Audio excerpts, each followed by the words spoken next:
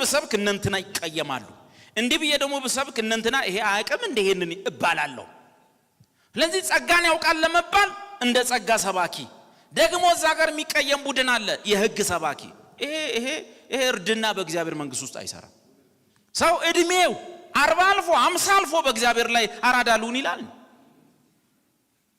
ምን እንዳይቀር ነው ሰብካለው ቀጥቅጣ ተገለኛለ ጌታ ጋር ሄዳለው ስብከቴ ይቀጥላል አለቀኩ ግፋቢ እርኩስ ኃጢአተኛ የኃጢአተኛ ወዳጅ ምናምን እሱ ድሮም ተብሏል ዋናው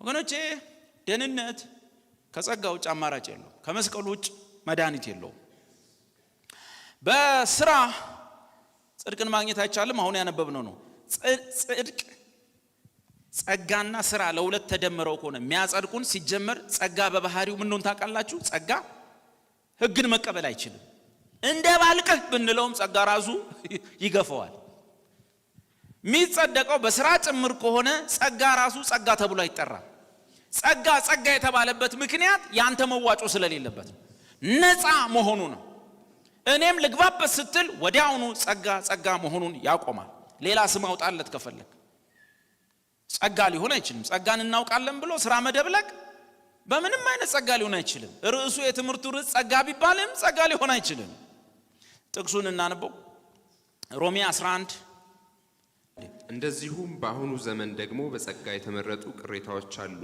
በጸጋ ከሆነ ግን ከሥራ መሆኑ ቀርቷል ሮሜ 11 ይወላችሁ ቁጥር ከ5 እስከ 6 ነው ሃንዳውቱ ላይ 56 ይላል ከ5 እስከ 6 ማለት ሮሜ 11 ከ5 እስከ 6 እንደዚሁም በአሁኑ ዘመን ደግሞ በጸጋ የተመረጡ ቅሬታ ወይም አይሁዶች አሉ ዛሬም ቢሆን በጸጋ ይዳኑ አይሁዶች አሉ ሕግ የተሰጣቸው ቢሆኑም በሕግ አንድንም ብለው በጸጋ ይዳኑ አሉ ቁጥር 6 በጸጋ ከሆነ ግን ከሥራ መሆኑ ቀርቷል በሕያው ቃል ታነብልኛለህ በጸጋ ከሆነ ግን ከሥራ መሆኑ ቀርቷል ቅድም ሮሜ 3 ላይ እንዳለ ትምክህት እንግዲህ ወዴት ነው ይሄን ጠብቄ ይሄን አርጌ ለሚል ሰው ቦስቲንግ ትምክህት እንግዲህ ወዴት ነው እርሱ ቀርቷል ቀጥሎስ ምን ይላል በየትኛው ሕግ ነው በሥራ ሕግ ነውን አይደለም በእምነት ሕግ ነው እንጂ ቀጥሎስ ምን ይላል ሰው ዓለምንም ሥራ በእምነት እንደሚጸድቅ እንቆጥራለንና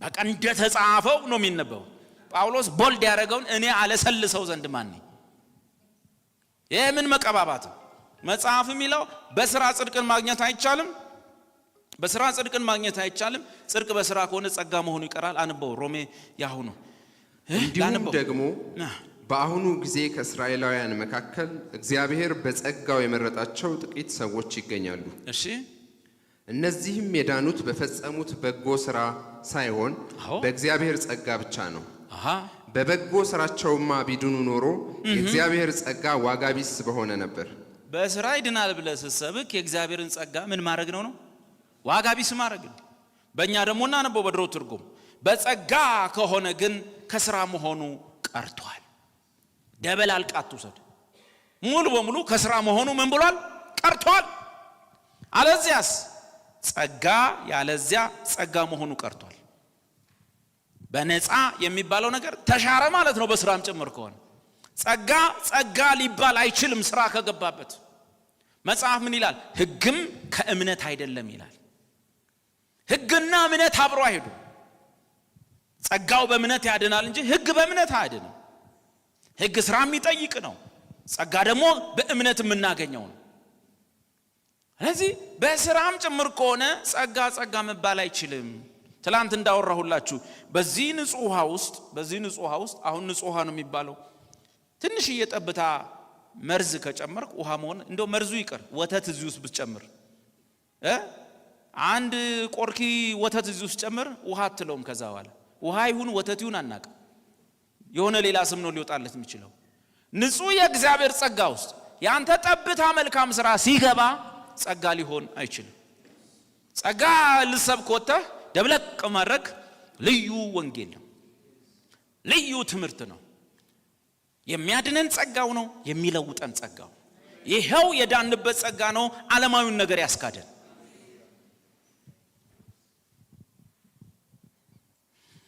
ይሄ ነው ሰው ፈጽሞ የራሱ የሆነ የጽድቅ ብቃት የለውም። ሁለተኛ ቆሮንቶስ 3:4 ጠቃሚ ነው። ሰው ፈጽሞ የራሱ የሆነ የጽድቅ ብቃት የለውም። ሁለተኛ ቆሮንቶስ 3:4 አንበው። በክርስቶስም በኩል ወደ እግዚአብሔር እንዲህ ያለ እምነት አለን። እንዴት እንደዛ ነው እንደሚለው በጾም በጸሎታችን በኩል ወደ እግዚአብሔር እንዲህ ያለ ትምክህት አለን ይላል የሚል የለውም። ያንተ ላይ የለውም። በጸባያችን ወደ እግዚአብሔር ትምክህት አለን የሚል አለ የለም። በማን ይላል? ድገምልኝ። በክርስቶስም በኩል ወደ እግዚአብሔር እንዲህ ያለ እምነት አለን። አቤት አቤት አቤት ድፍረት! አቤት እምነት! ግን በማን በኩል? በክርስቶስ በኩል ወደ እግዚአብሔር እንዲህ ያለ እምነት አለን። ምን? ብቃታችን ከእግዚአብሔር ነው እንጂ በገዛ እጃችን እንደሚሆን አንዳችን እንኳን ልናስብ ራሳችን የበቃን አይደለን። ብቃታችን የሆነ በኔ ላይ ጥሩ ነገር ካየ በአንተ ፊት በእግዚአብሔር ዘንድ ደግሞ አለነውርና ቅዱስ ሆኜ ለመታየት ይሄንን ብቃት በእግዚአብሔር ወይም በክርስቶስ በኩል ያገኘሁት እንጂ በገዛ እጄ በራሴ ጥረት እንዳመጣሁት ለመስበክ አይደለም። ለማሰብ ራሱ ብቁ አይደለሁም። ይሰማል? ደፋሮቹ እየሰበካችሁ ነው። ለማሰብ ግን በቂ አይደላችሁ። ድገመው ንባቡን። በክርስቶስም በኩል ወደ እግዚአብሔር እንዲህ ያለ እምነት አለን። ብቃታችን ከእግዚአብሔር ነው እንጂ በገዛ እጃችን እንደሚሆን አንዳች እንኳን ልናስብ ራሳችን የበቃን አይደለንም። ለማሰብ ራሱ የበቃ ሰው እዚህ ውስጥ የለም። ብቁ አይደለንም እንዴ ስራዬም ጭምር ነው ብሎ ሰውማ ያወራው እኮ። መጀመሪያ ግን ሐሳቡ ራሱ እንዴት መጣላችሁ ነው የሚለው። እንዴት እንደዚህ ራሱ ማሰብ ቻላችሁ ነው።